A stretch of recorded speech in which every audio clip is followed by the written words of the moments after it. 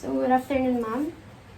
Good afternoon, ma'am. I'm Jessica Crisam Valdez from BSN11, and I will be going to perform the written demonstration for the administration of eye medication. So, the purposes po of this procedure is to treat or sometimes prevent a bacterial eye infection, also to reduce inflammation po, like pain, redness, light sensitivity, and sometimes blurred vision po.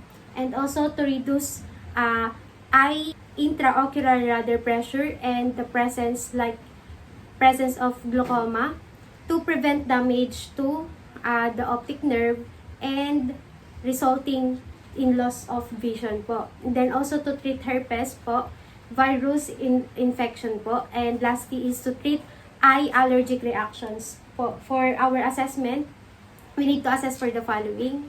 First is the client's level of consciousness and ability to understand instructions. So, how are you, ma'am? Okay naman po. Okay po. So, that's good po.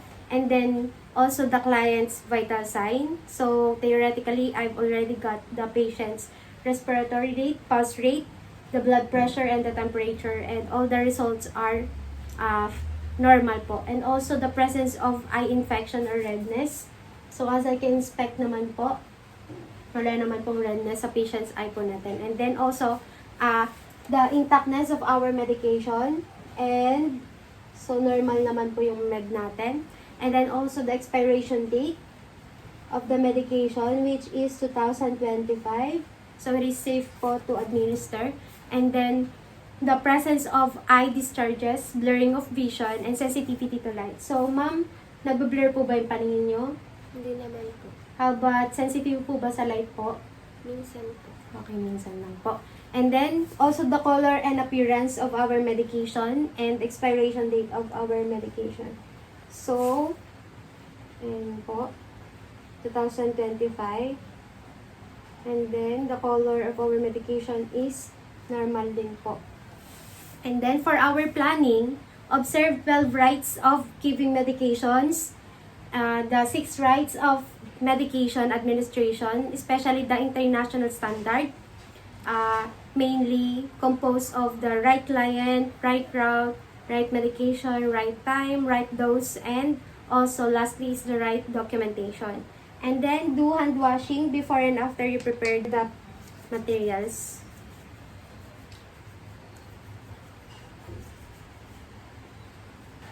And then next po is to prepare the following equipment. First is our hypo tray, also our prescribed eye medication, which is the tobramycin ophthalmic solution, USP po. So, ayan po siya. And then, next is our medication card, which is our second checking po. Tobramycin ophthalmic solution, USP. So, 2 drops each eye po, according to the medication administration record po. And then, also the sterile gauze po natin. Ito po. And then, last, second to the last po is our 1 pair of clean gloves, and then lastly is our pen light po. So for our implementation procedure, perform hand hygiene and put on PPE if indicated.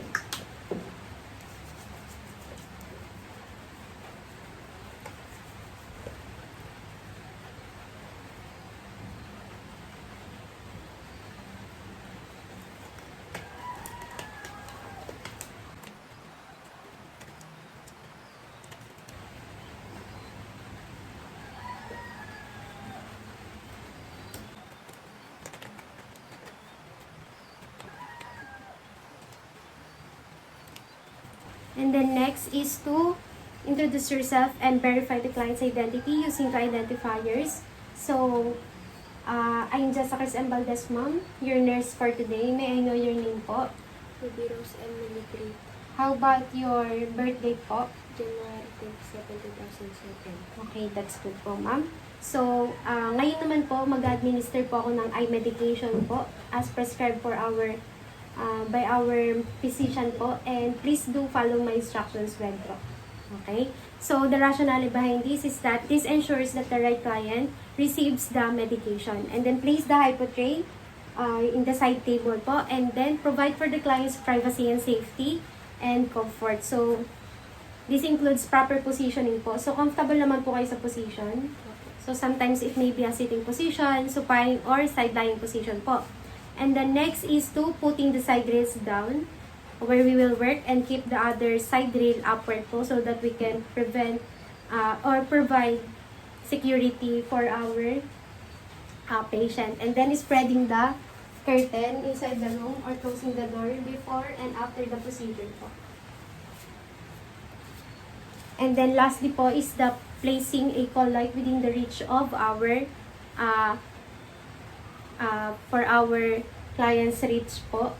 So, theoretically po, yun po yung gagawin po natin kapag nasa clinical setting po. And then, next is to put down the side rails where we will work theoretically po in a clinical setting po. And then, keep the other side rail upward to provide safety for our patient. And then, next is to assist the client in a comfortable position. Okay na po ba kayo, ma'am? Ayan po. And then, put on clean gloves po. So, next is, we need to clean the eyelids po and eyelashes po from inner to outer canthus using one stroke in each eye po, yung sterile gauze po natin. So, note po, we need to use single gauze in each eye. So, clean ko lang po yung eyelids niyo po and eyelashes from inner to outer canthus. Yan, then dispose na po natin. And then on the other side po, from inner to outer canthus po. Ayan, dispose. Dispose na po natin. And then next po is open the medication drop po. So ito na po yung ano natin. So, I'm going to use a alternative po using the dropper po. So, I'm going to put the medication into this one po.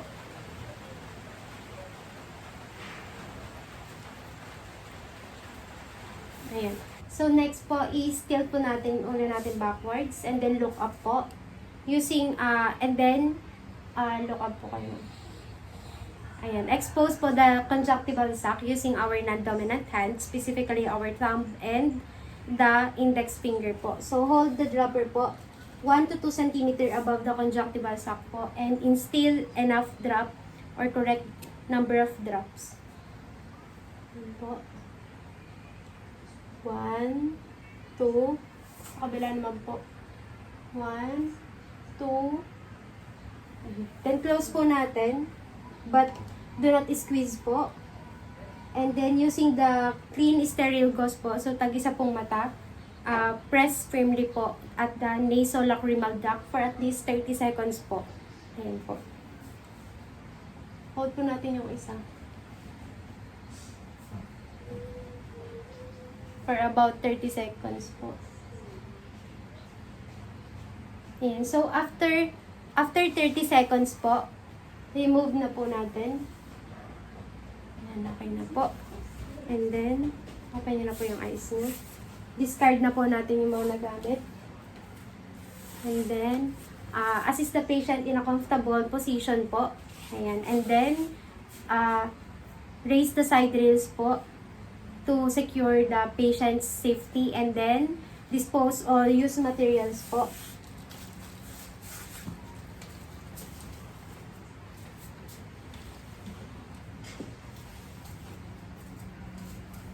After is remove PPE if used and then perform hand hygiene. Discard na rin po natin.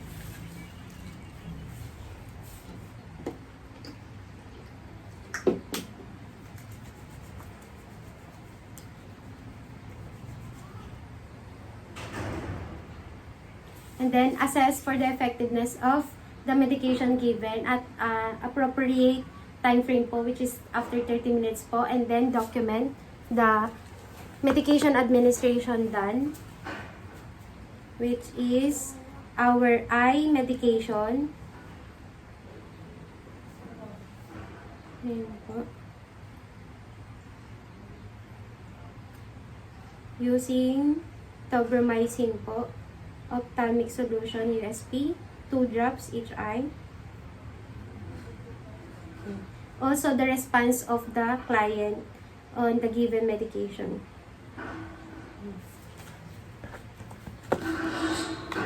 And then lastly po is to evaluate the patient's response to the medication with appropriate time frame po. So, after 30 minutes po yun. So, thank you po.